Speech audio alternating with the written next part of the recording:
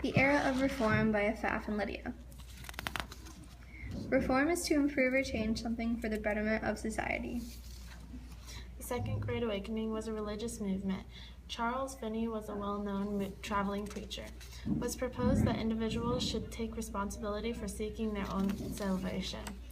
Effects of the Second Great Awakening sparked reform movements in education, mental health, women's rights, and abolition. The problem with utopian communities was that achieving the perfect society was impossible. The Shakers are the only group that still exists today. New Harmony proposed praying, working hard, and saving everything. Effects of utopian community. Work together to create a self-sufficient community that was separate from the American society.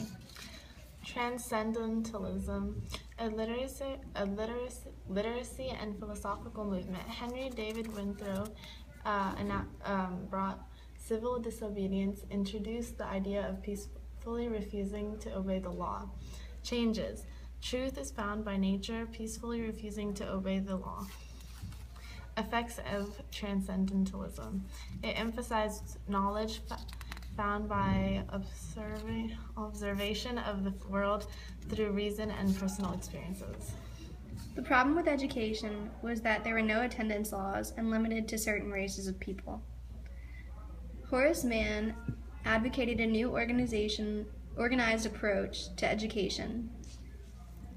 The proposed changes were that public schools were available to all and paid for by taxes.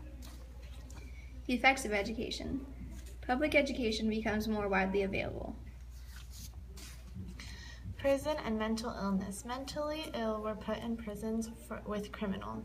Dorothy Dix advocates for reforming treatment for prisoners plus mentally ill.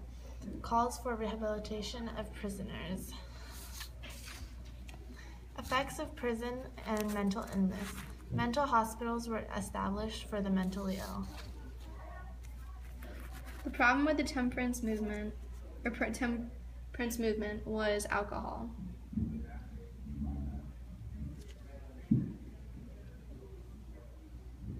It was led by the Women's Christian Temperance. The proposals changed were to ban the manufacture and the sale of alcohol.